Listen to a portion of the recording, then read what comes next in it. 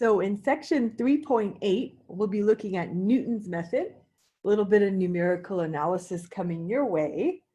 And it's basically used to find the zeros of the function. And this is kind of back in the past when they didn't have graphing calculators and computers to do this. So I think it's really, really clever of him to be able to come up with this technique. And I'll kind of give you some background in terms of how can we make it easier for us, just so that we can understand what he was doing. So just recall, every time I end up talking about zeros, you also have probably heard of them as roots. And another common way to call them would be x-intercepts. And it's kind of interesting, we learned that they're called x-intercepts when we first learned math, and then later on they end up evolving to zeros and roots. And it all means the same thing. Where does your graph cross the x-axis? So just to kind of demonstrate what is going on with this technique, we have our function f in blue, and we kind of pick a point that's somewhat close to the root, or what we think might be close to the root. And we end up creating an equation of the tangent line. So I can do that for you. Let's talk about this. So remember, equations of lines. If I were doing point slope form, y minus y1 equals the slope times x minus x1. We always start there. And how it's working in our sense, remember, if we're looking at this tangent line, we would know whatever that value is at y, or at x1, f of x1. And the slope this time is the actual derivative evaluated at that point. So f prime x1, and we still have this x minus x1. So it's just an equation of the line, just kind of rewritten so that you're incorporating the slope of the tangent. And if you all want to solve for y, what are we doing? Adding f of x1 to both sides. So we are going to get y equals f of x1 plus f prime of x1 times x minus x1. So it's just slope-intercept form that we are looking at. And so what happens is, once they figure out what this equation of the tangent line is, you find the x-intercept of this line. So our job, if I can, we have our pink line. The x-intercept, we call it x2. And whenever you find an x-intercept, we kind of had a little bit of playing with that in section 3.5, 3.6, we would set y equal to 0. Just in general. And so what happens in your equation when you set your y equal to 0, looking above, going over here, if y is 0, we end up having f of x1 plus f prime of x1, x minus x1, little algebra exercise for us all. And if you're going to find the x-intercept, you just have to solve it for x. So that's what we have to do. And what's our x-intercept? Well, that's whatever that x value is. So if I solve for x, more than one way to go, what do? Move the f of x1 back over again, in a sense. So solve for x. So that would be us saying, okay, let's subtract this f of x1 from both sides. We still have f prime of x1 times x minus x1. Still looking to solve for that x. And let's see, let's undo this. So let's divide everything by f prime of x1. So if I can do that, what do I end up on the other side? Negative f of x1 over f prime of x1 is now equal to x minus x1. Again, our job being able to solve for x. And so then what happens, we could add x1 to both sides, just kind of being careful. I know my pen's not picking up the negative sign. I'm gonna be careful there. If I add x1 to both sides, I'm still solving for x. So I should get something that looks like x1 minus f of x1 divided by f prime of x1. And what do they like to do? Usually when they solve for x, they like to just rewrite it. So what do? Move the, I guess rewrite it so that the x is all on the left. Everything else is on the right, using identity. Sometimes that's easier on our eyes as well. Tends to be more comfortable with us. So when they find this x-intercept, this is a generic idea. When y equals 0, we find the value of x. This x-intercept is actually called x2. And so what we end up having is a formula to find a value that is a little closer to our root than where we started. So it's really, really neat. So again, we started off, just so that you see this, we started off on any point kind of around the root. We don't really know where it is. You could pick anything, but we started off at x1. And basically we found the slope of the tangent line at that point. But once you draw the tangent line and you see where it intersects the x-axis, you see that your root is getting closer, or your x-intercept is getting closer to the desired root that we want to find. And basically, we keep doing this. So we would compute another tangent line.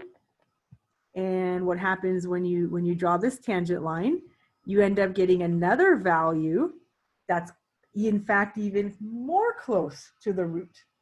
And the idea is you repeat this process until these x-intercepts get close enough to the actual 0. And you'll start to see that there's a repeat in digits or decimal digits to see this. So if I can demonstrate on the next page, I have a prettier picture. So kind of check out the process. We had our first value. Let's see, we started off just picking any number, any x value, finding the tangent line, finding where that tangent line crosses the x-axis, and we get a new x value that's getting closer to our root. And if I can mark wherever our root happens to be, see if I can mark it in red, just so that we see it's about right here. So then you repeat the process again. So you just go and find the slope of your tangent line. Let's see if I can find my pen. I just lost my red pen. Okay, that's good. Let's find it again. And let's change it. There we go. Okay. So we find this equation of the tangent line. We draw the tangent line. We end up finding a new value. And that's even closer to the root. Repeat, having fun. So we keep repeating, find another equation of the tangent line, and eventually you get so close you can't even tell the difference. I think that's really, really neat. And that idea is that you don't even need to know what the picture looks like. That's the beauty of it all. Like you're just finding this based on what the equation is. So obviously, if we had a graphing calculator or a computer, yes, you can find the root just like we've been doing. But we're going to use this process to just get an idea, and then we'll show you how it's a little bit nicer version, kind of programming our TI to help us out. So the same thing we just did, basically, when I was playing with the solving for the x. We have this formula.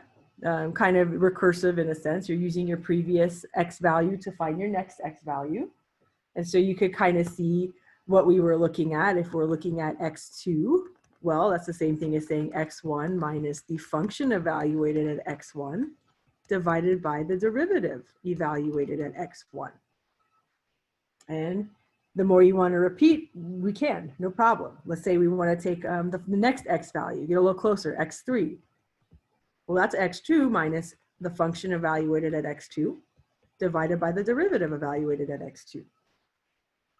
Want to go crazy? A little bit more, x4, that's x3 minus the function evaluated at x3 divided by the derivative evaluated at x3. And pretty much you can keep going and going, x5, x6, x7, until you end up having enough accuracy that you are pretty darn close to what the root is. So you're kind of saying, well, how do I know if I'm close if I don't even know what the root is? Well, eventually all these x values are going to end up being exactly the same number. So that is the idea. So I'm going to walk you through this with a little bit of the help with the TI. Of course, we don't want to have to end up doing these by hand, but I'm going to show you the process. And then I'll kind of give you a better idea of how to utilize the TI on this part. So with example 1, we want to approximate the positive 0 of f of x equals x to the 6th minus 2. And so that's nice to know. They kind of narrow it down like with half of the number line. So we know we're going to have to pick a value. And so basically, if we're using our formula, we end up having to find out who the first derivative is anyways. And then we evaluate this at a starting point. So we have to end up choosing a starting value. And if you don't know where to start, like if you pick it too far away, you just have to keep doing more iterations until you get close enough. But they kind of helped us a little bit. They're telling us, let's use our first starting value to be 1. And that's nice. So we'll go with it. So first thing I'll do for myself is just find what the derivative is. It's kind of nice to be able to just calculate f prime of x. And so it's a nice polynomial. So we should have just 6x to the 5th. And that's going to help us with calculating the values that we need for our particular formula to find the next root. So kind of keep in mind, we have to calculate f of x1. So if I can do this, I'll write it over here. Okay, so f of x1 would be us plugging in x1 equals 1 into our polynomial. So that'd be 1 to the 6th minus 2. And what do we get? 1 minus 2, which gives us -1. So that's one of the values. And maybe I'll write this over here for you. Do I want to go sideways? I'll go sideways for now. Okay, so we have x2 equals, so number 1, x1 is 1. We're subtracting off the function evaluated at x1, so that's -1. And the next thing we want to do is compute the derivative at the value of our x1. So that's what we're looking at, f prime of x1. Well, that's the same thing as f prime of 1. That's our starting point. And if you notice, f prime of 1, what do we have? 6 times 1 to the 5th is actually going to be equal to 6. Just so that you see, I'm squeezing it in there, but I know we could probably do that in our minds. So here we have our 6, f prime of x1. So we're plugging in all 3 components. And then we just do the math. So what do we get? Like 1 minus a -1/6 ends up giving us 1 plus 1/6. And then if we do the math, what is that? 7/6. And then if we were to, maybe you need to approximate it because you want to see. I'll use my TI really quick, 7 divided by 6. And then I end up getting a very, very long decimal. And they ask for decimal places. So what do I want to do is just write down what I see. So I have 1.166, 1, 2, 3, 4, 5, 6, 7.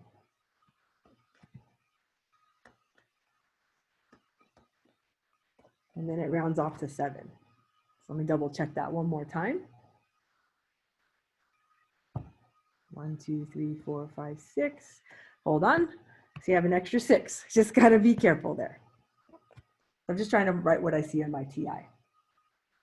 Now, right now, we have no idea, like, if we're close, if we're not.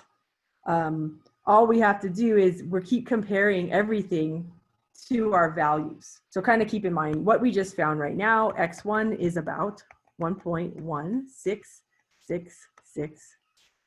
think there's 6 sixes. So we have this to look back on. So keep going. I want to do this for X2, X3. Actually, I should be a little bit more precise. Didn't I let X1 equal 1? Yes, Leica, we did. You will knock over everything. Uh-oh. Okay. So we let X1 equal 1. This means that this guy is X2. So I have to be really careful on that one. Okay, so I'm getting my values along the way. If you want, you can circle them just so that you could kind of see what to look back on, because you're going to be kind of writing all over the page. Maybe that's something to help. So we're going to keep going. So basically what I like to do, if I want to find the next one, I don't know if I'm that close yet.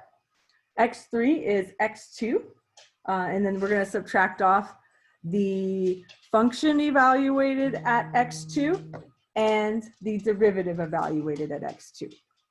So let's kind of write that. Yes, we have to do that. We have to take the derivative.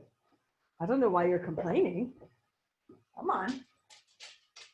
Okay. Excuse me. Okay, so let's kind of get our bookkeeping in mind. Kind of remember who the function was to begin with. So if you want to maybe write it off to the side or write it up at the top, f of x was equal to x to the 6th minus 2.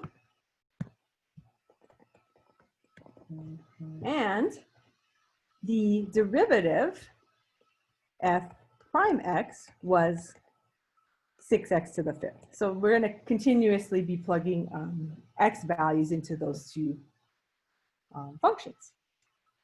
So if I'm looking at x2, I'll probably keep it in its nice form while I can. I'm just going to save space on the paper.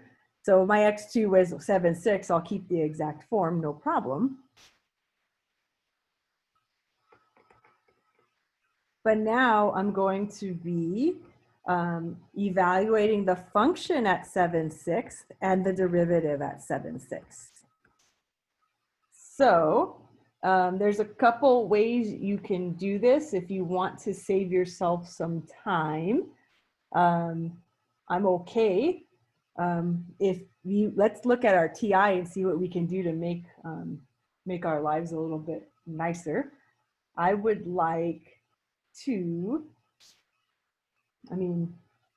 we could probably enter this in our TI. Let me switch over.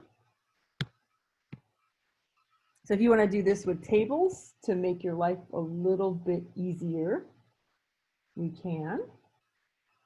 So let's kind of enter in. Let's go y equals. Let's enter y1 as our original function. I think that might be nicer. Yeah. X to the 6th. So x to the 6th minus 2. And also I could enter in y2 as 6x to the 5th. So regular, we've been doing this for a while. Regular function as y1, derivative as y2. And now you could either use your tables, if you like, to find those values, or you can incorporate the computation right in the screen of your TI. So I'll do it two ways for you just so that you can see, and then we'll try it the other way around. Okay, so what am I looking for if I go to my table?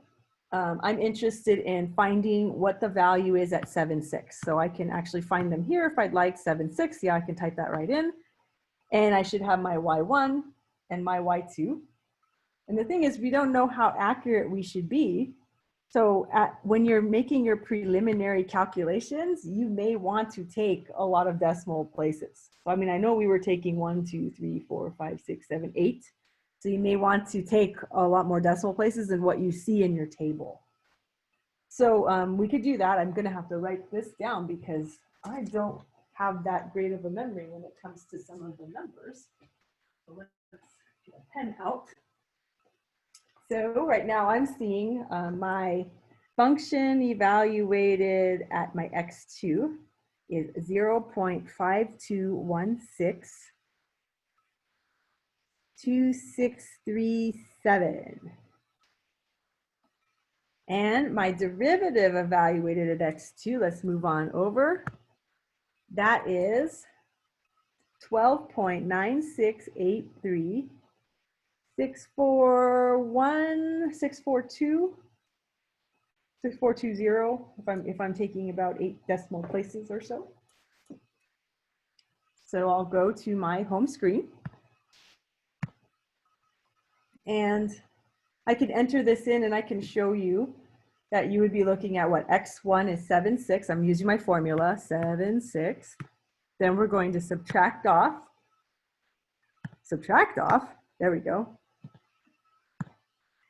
Now our function evaluated at x2 is the numerator. So I'd be looking at what 0.5216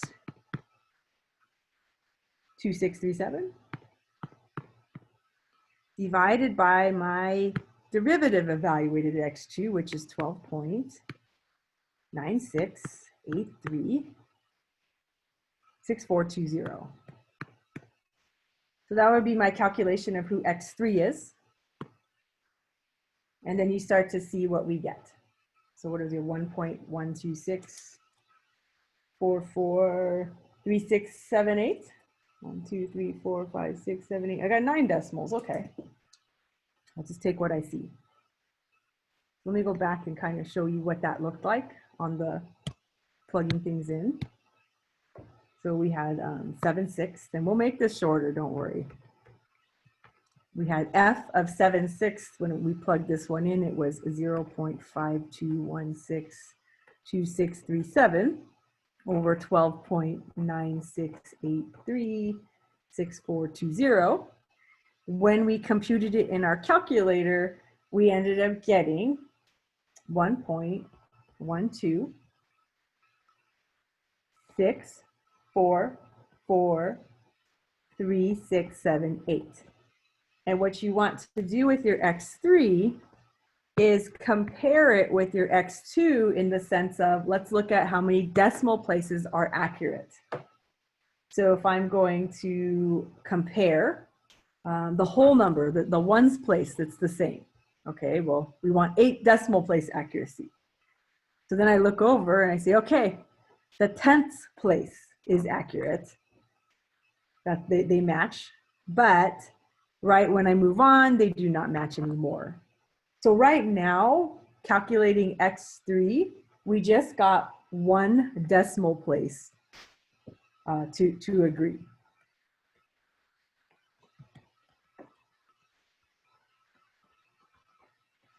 Is everyone okay with that? Just double check. See the 1 decimal place agreed. Now, this can be a little bit tedious, especially if you have to keep typing in these numbers. So what I'd like to kind of show you is kind of a mini shortcut. If, again, we are on our TI, see if I can do this for ourselves. I'll write it off to the side. We already took the time on our TI to enter in y1 as x to the 6th minus 2, and y2 as 6x to the 5th, that's our derivative. There we go. So what you can do, if you have these entered into your function editor, there is a key on your TI called VAR, standing for variables, VARS. It's right above the tangent key. And when you press it, actually, let's do this. Okay, so let's do this. I'm gonna go to this. And the VARS key we have right here. So you have a window in terms of, they have two options. You have the VARS, window zoom, and all that other good stuff. You want to scroll over to Y variables. So you want to move over to the right and enter when you highlight function. So I'm going to press enter. And now it allows you to call your function values evaluated at certain points, so you don't have to keep switching back and forth to the table. So for example, if I wanted to find what is my function evaluated at 7/6, I can enter the Y1. And what you do when you enter it in is you put parentheses, and if you write in the 7/6, right away, it calculates the value for you. And similarly, just so that you all can see, press the VARS one more time, scroll over to Y variables, enter function. This time we want to enter Y2. That's our derivative. If you evaluate it at 7/6, you are going to get what we had in the table, and it's on the screen without having to scroll back and forth. So what are we really interested in is not having to do this 3 separate times. What we would like to do is just do this all in one shot. So if I'm looking at X3, my second iteration, I'm going to take 7/6, that's my X2, 7/6, excuse me, subtract off.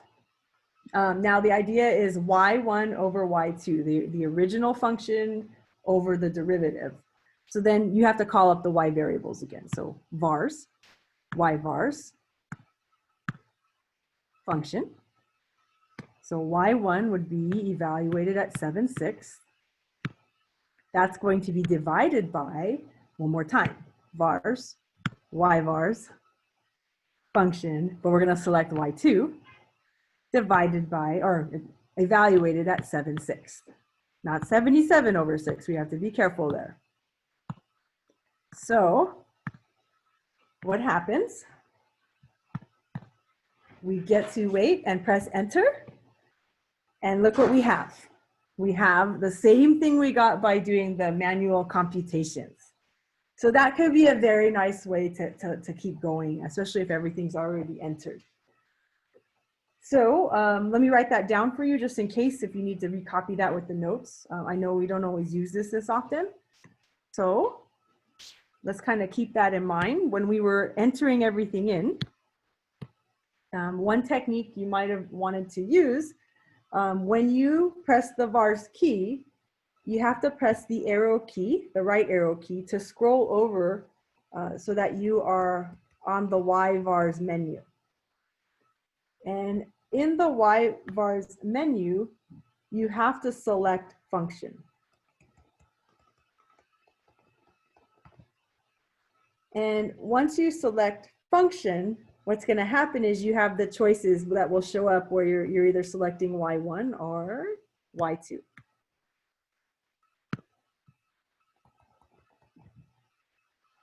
And so that'll help you get these on the TI quite fast.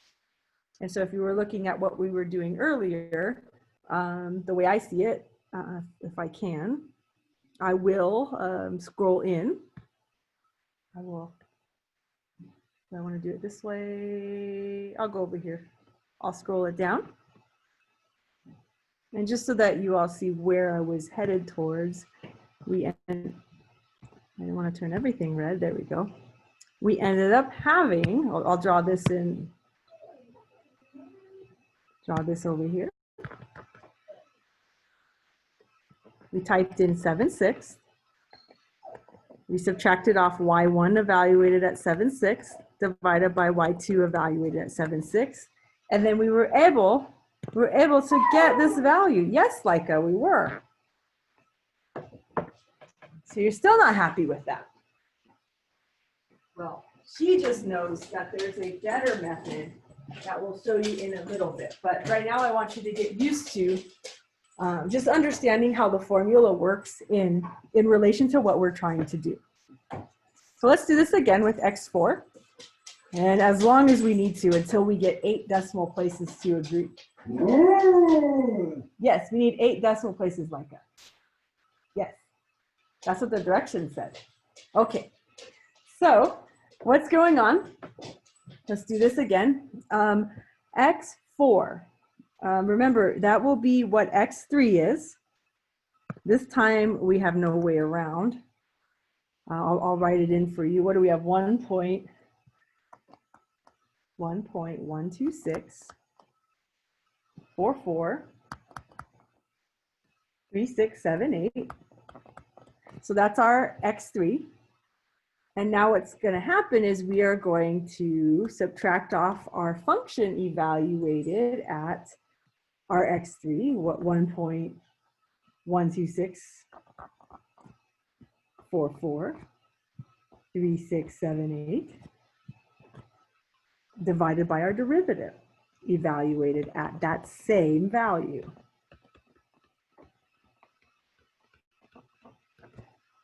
And at this point, you're like, I'm so sick of writing all these decimals over, and I am too. So let's kind of think of a way we can do this. Our calculator has one more feature that allows us not to have to keep writing all these decimal places out.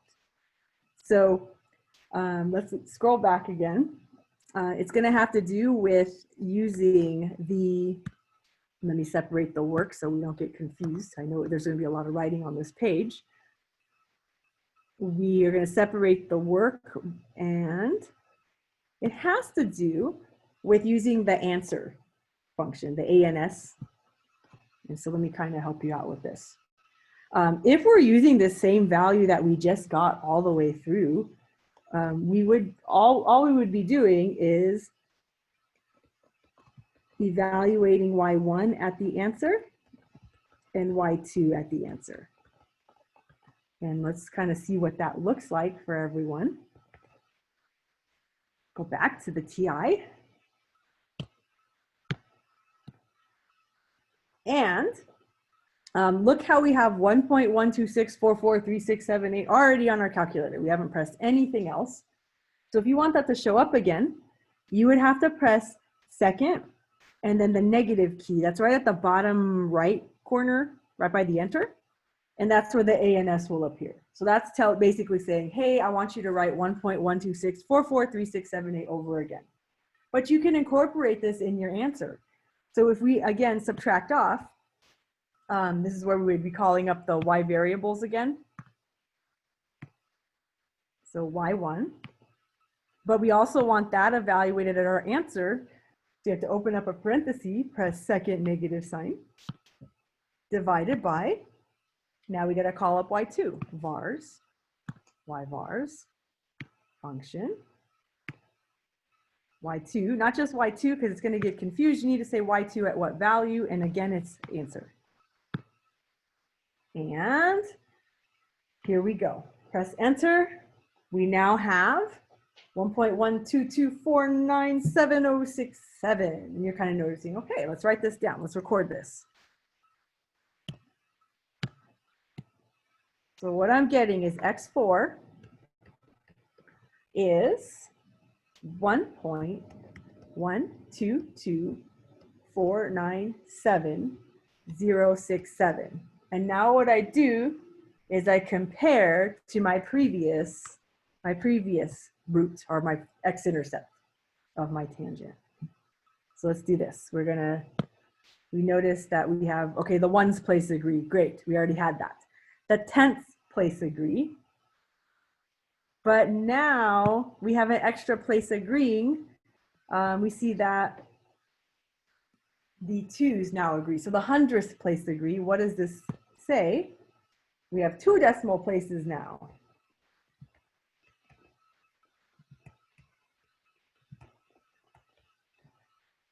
And you're probably wondering, oh, only 2 decimal places after all that work? Well, it gets pretty fast.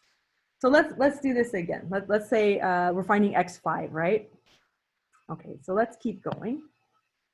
Calculate x5, and what that would look like, just so that you know the Newton's formula. We have x4 minus your original function evaluated at x4 divided by your derivative evaluated at x4. And what that would look like, just one more time, just so that you can see.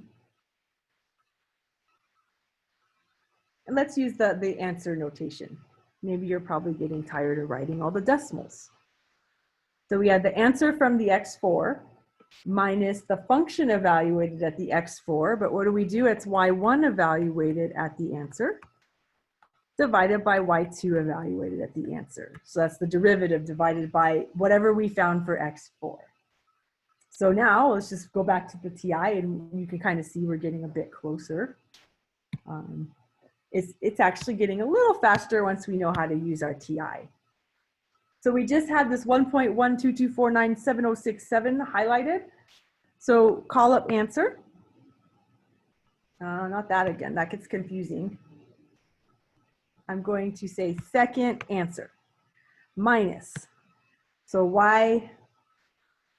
y1, y-vars function, select the y1, call up your answer, not your negative sign, second negative sign, divided by y2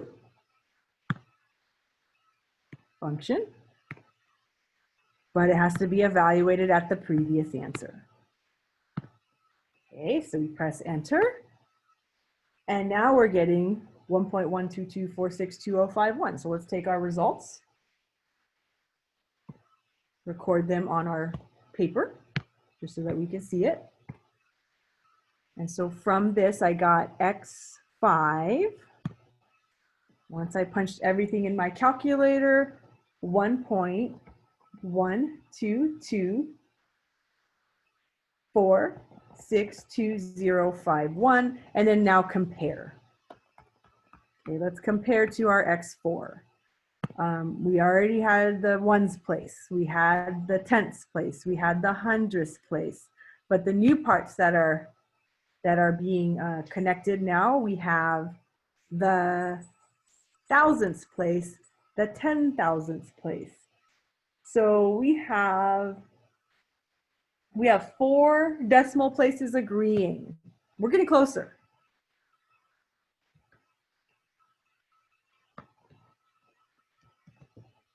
So take your time. Let's take your time and go, and let's do x6. See if that works out. Okay, so I'll separate my work again. x6. Now we could kind of get a little faster. What is x6? That's equal to x5 minus f of x5 over the derivative evaluated at x5.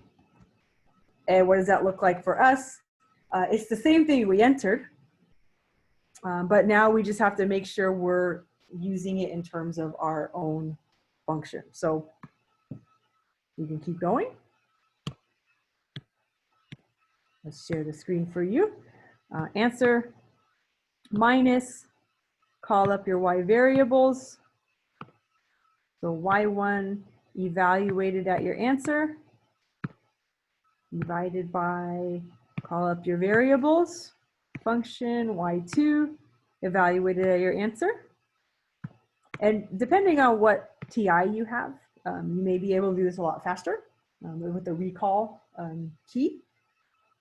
But I always kind of want to be careful because sometimes it doesn't recall things that are supposed to recall, depending on what model you have. So at this point, I have my next calculation, 1.122462048. So go back. There we go. And for x6, I am getting 1.122462048. And now I'm just comparing this to my previous answer. So we already had 1.1224. That's with the 4 decimal places. But now there's a few more. We have 5 decimal places, 6 decimal places, and 7 decimal places. Yes, we are getting there. So 7 places agree. How many do we need? 8. Okay, so one more time, maybe. I'm hoping. If not, maybe 2 more times. But if we already jumped to 7, just with this iteration, I have a feeling we're going to get to 8 really quick. So let's do this.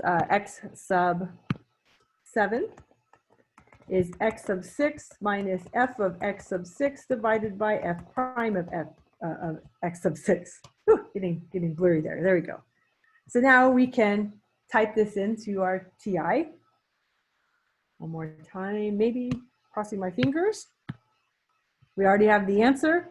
So answer, subtract off vars, y vars, so not color, function, y1 evaluated at our answer, divided by vars, y vars, function, y2 evaluated at our answer. So the original function over the derivative. Now we press enter, and then you could kind of see, hey, it's the exact thing we just saw above. So that's promising. That looks like almost all of them match. Let's go. Record this. Back on our screen. And we just found that X7 is giving us 1.122462048, and I'll just compare it to my previous one. And so then I'm looking at, okay, we already had 7 places agree, so 1, 2, 3, 4, 5, 6, 7, and the minute you found your 8th place to agree, we can stop. Technically 9 places agree, we even did better. But the minute you find your 8 places agree, then stop. And that happens to be your answer that you would enter. So that'd be kind of your final answer. Now, by the way, just so that you kind of know, like, well, how do you know if you don't have your TI? Well, we actually don't know if we don't have a calculator, but we know if we're not graphing it, we can actually find the solution if you have some sort of way to calculate decimals. So let's just kind of show you. Here's your f of x equals x, what is it, x to the 6? X to the 6 minus 2. So if you're finding roots, zeros, x-intercepts, you're finding the x values where your y values are 0. So that leaves us with x to the 6 equals 2. Well, if we take the cube root of both sides, not the cube root, I'm the 6th root of both sides, excuse me. I'm stuck on the cube root from one of my other problems in my classes. So if you take the 6th root of both sides, what ends up happening is you end up getting the absolute value of x. Remember those even roots get us. Still equals the 6th root of 2. And if you're actually finding what is that approximation, the 6th root of 2, let's find out. It is a positive 0. So you would need a calculator, not a graphing calculator, but if you want to type in the 6th root of 2, more than one way to go. You can actually do 2 to the 1/6 if you'd like to. Sometimes that's faster than calling up all of the menus.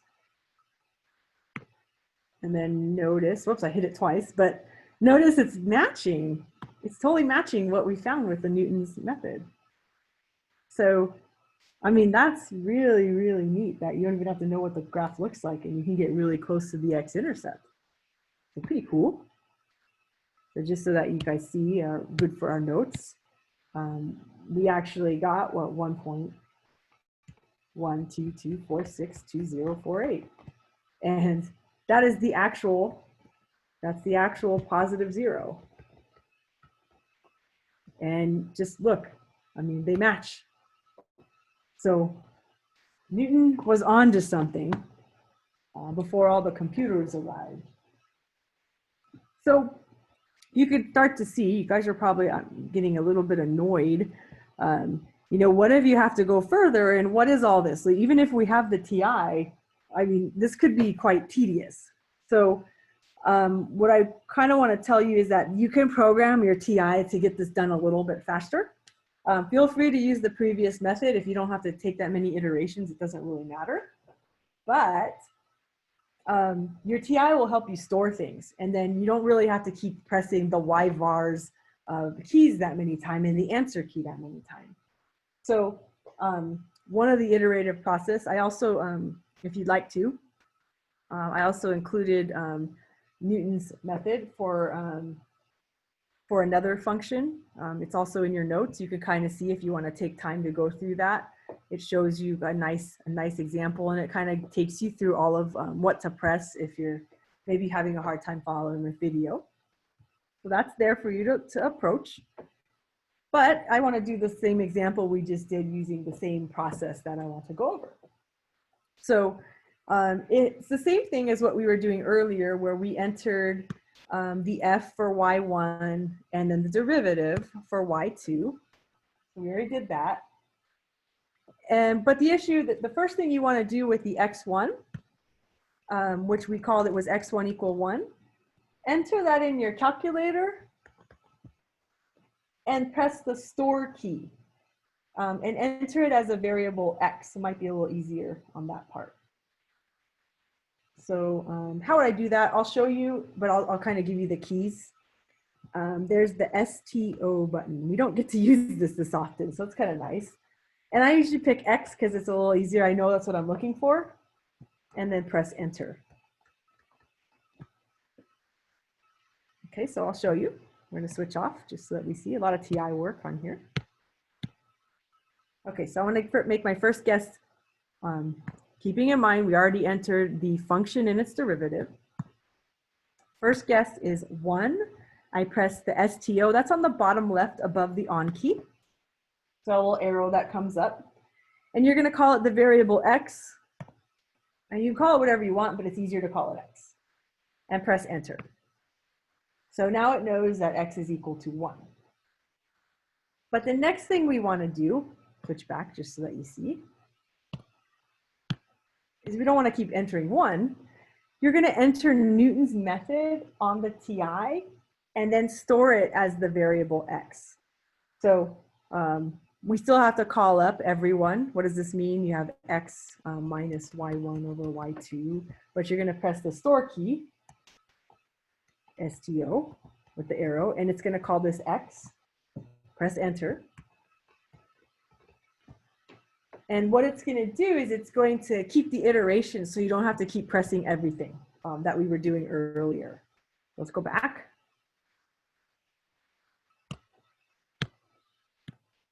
Okay, ready for Newton's method. So we know we could enter x in the calculator because it has a value. The next thing we're going to do is subtract off y1. So I have to enter that out, vars, y-vars, function, y1. And we don't have to tell it what value at this point because we already told the calculator that x was equal to 1. So that's what it's going to evaluate this at. Now we have vars, y-vars, call y2, function y2. Same thing. Don't press equal because you'll get x2 and that's fine. But press store.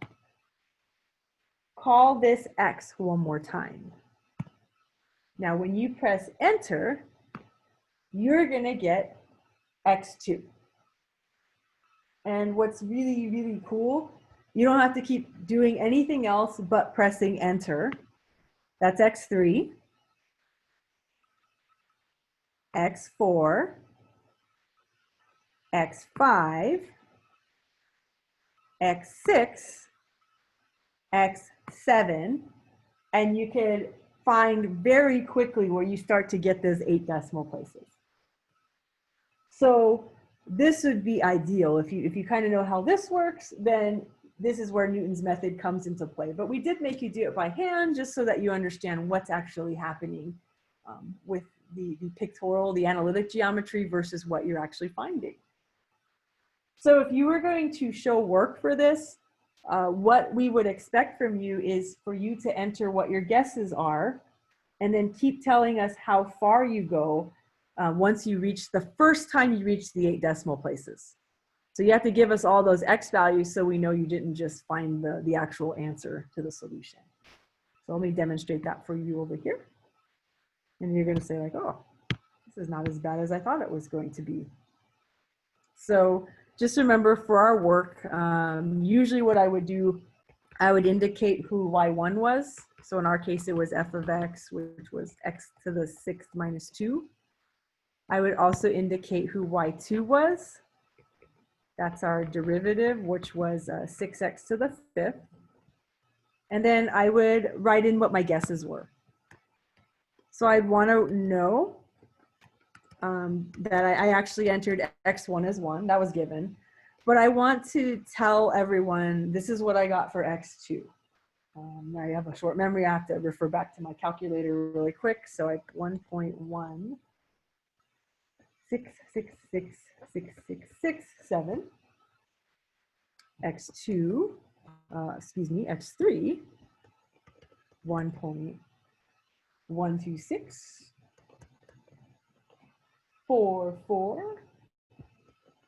3678, x4, 1.122, 497067, x5, 1.1224, and that's 62051. Of course, I'm referring to what I see on my calculator, not from my head. x6, 1.12246, 2048. And finally, the x7, if you could fit it underneath, that's fine, then you can write it next to it. The first iteration, you see that you have the 8 decimal place agreement. That's where we stop. So that's where we have the 1, 2, 3, 4, 5, 6, 7, 8. That's the answer we circle. And then sometimes we just might ask you, how many iterations did it take? And you would say 7. So we're stopping once we get the decimal places.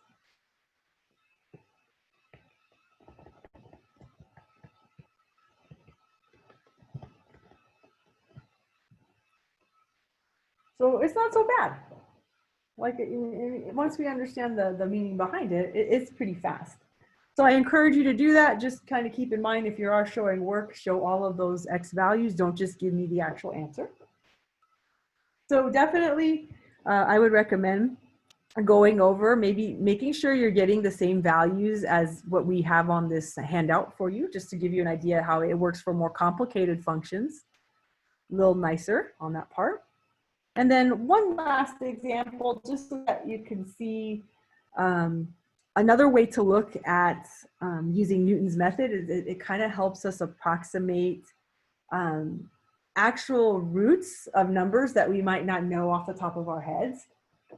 So the way they pose this problem might be hard for you to see it. It's saying use Newton's method to approximate the 5th root of 100 to 8 decimal places. Seems to be popular. So before we do that, I want to set up the problem so you could kind of restate it in terms of what we just went over, y1s, y2s, etc. So just remember, whenever you have a root, what are they called? Root. Sometimes they call them r's. If you have a root of equation, then you've given the factor is the opposite. So like, I don't remember if you said, if you know the root was 2, the factor would be x minus 2. So the same idea, x minus r1. We've been factoring trinomials a lot lately, so that's kind of what we're looking at. Now what happens is it's equal to 0 because it's a root. You're finding the x value where the y values are 0. So you're kind of setting up an equation. So I would take this 5th root of 100 and I would rewrite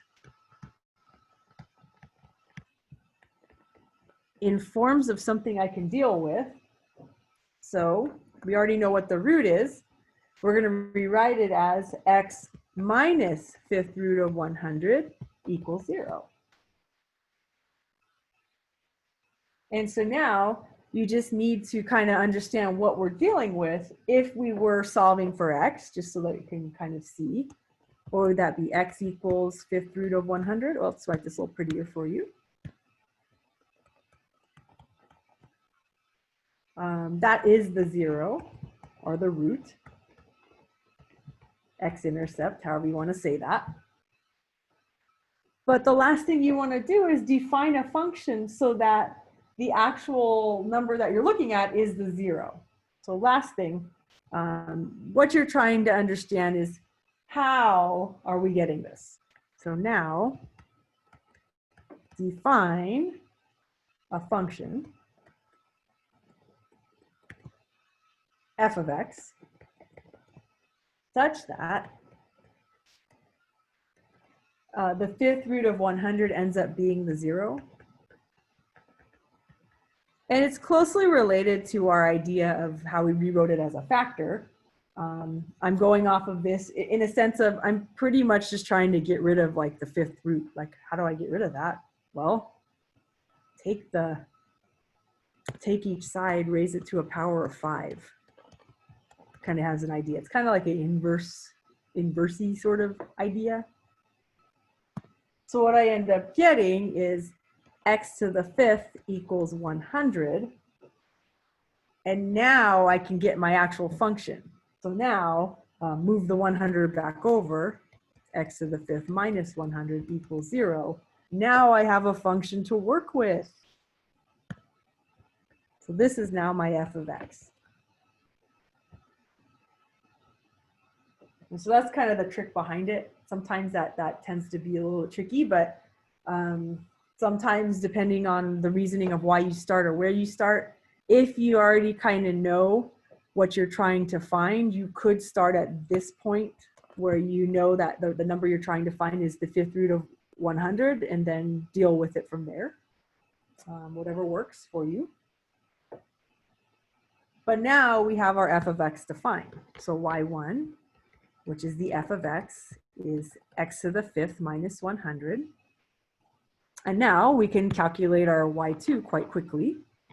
That's the derivative of x, and that is 5x to the 4th.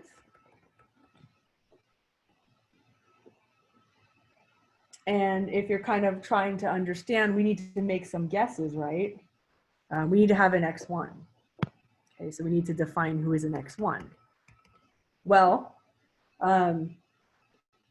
you know, yes, you can look at the graph and pick something pretty close, but if I were looking at trying to understand this function, I'm thinking of x to the 5th equals 100, right?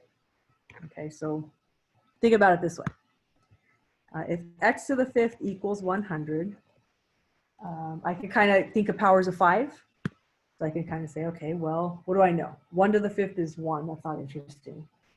2 to the 5th is 32. Okay, that's smaller than 100. 3 to the 5th. 3 to the 5th, I've got to use my calculator. 3 to the exponent of 5 is 243. Okay.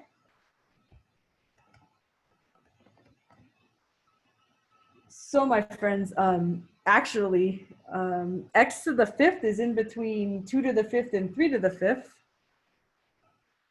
So you could kind of say from all of this, if that is the case, see if I can do it this way. Help you out. Okay, so if this is the case, see if I can write it horizontally. Sometimes that helps you understand it a little better. X to the 5th is in between 3 to the 5th. It's in between 2 to the 5th. This would help you with a guess for x. If you want to get the x all by itself, if you take the 5th root of 2 to the 5th, the 5th root of x to the 5th, and the 5th root of 3 to the 5th, you end up finding an x value that's in between 2 and 3. It's another way to look at it if that's something that you're, sometimes people are more, you guys are more mathy when you're in this class. So this helps me understand a good guess.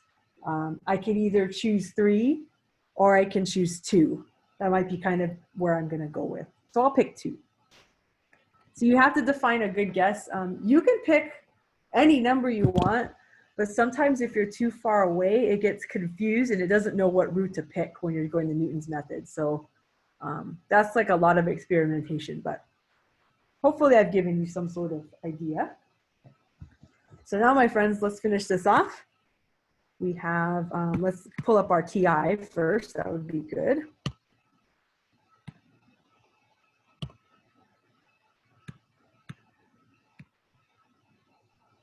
It's not listening to me, but I'm making us, let's pull this TI up. Okay, good.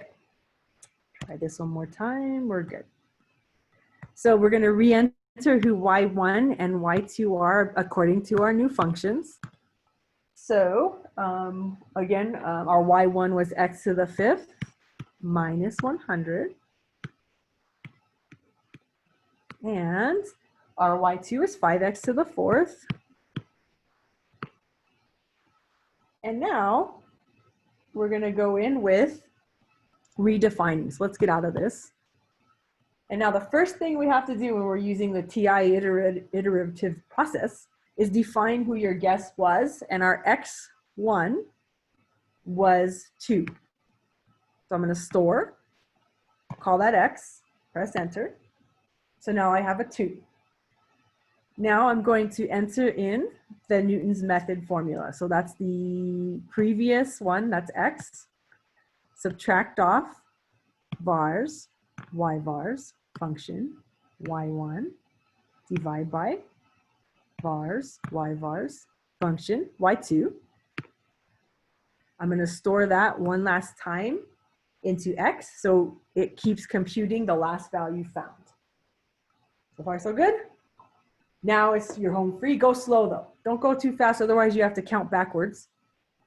So I press enter, I get 2.85. Right now there's no decimal point agreement. Press one more time. So that's 1, 2. This will be the third. I have 2.58. No decimal point agreement yet. So the fourth time. 2.515, I have 1 decimal place agreement. So now the fifth time, one more time. 2.511898, I now have 2 decimal place agreements. Okay, so we have to press one more time. X6, 25188, okay. We now have 4 decimal place agreements if you're counting. Okay, X7. 25118. Ah, there we go. We have more than we need, but that is the first time we find 8 places that agree. So that's 7 iterations of the X. And you know, I guess I just picked two great examples that gave you 7 places. 7's not a magic number. It could be more, it could be less. So just be patient when you go through your calculations. But for our work, let's remember to show one last thing, just so that you see we found it. But remember, we're also kind of showing our guesses. For our work, we had x1 equaling 2. X2 was, just looking back at my calculator, I'm trying to see that. X3, I had no decimal point agreement, but I'll write this down. I have 2.58, 3145, 102.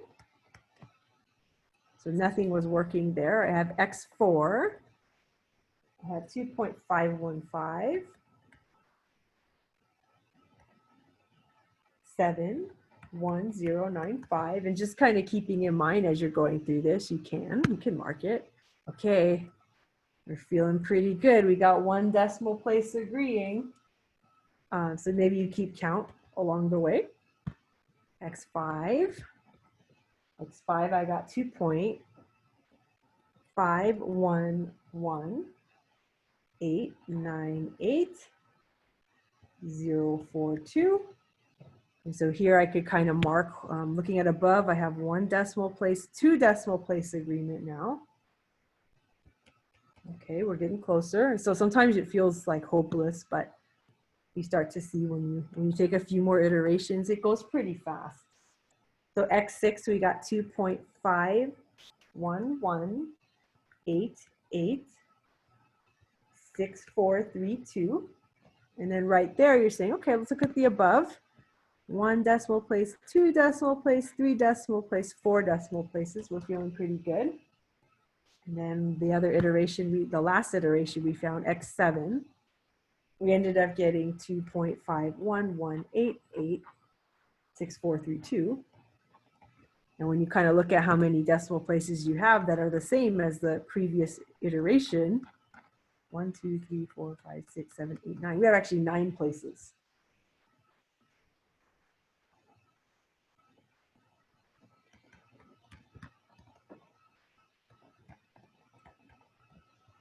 And we only needed 8.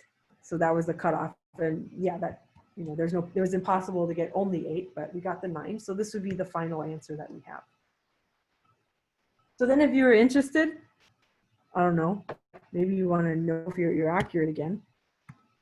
You could go back in, and this is kind of the beauty of having the technology. You guys want to type in the fifth root of 100. Was that 100 to the 1/5? Not divided by.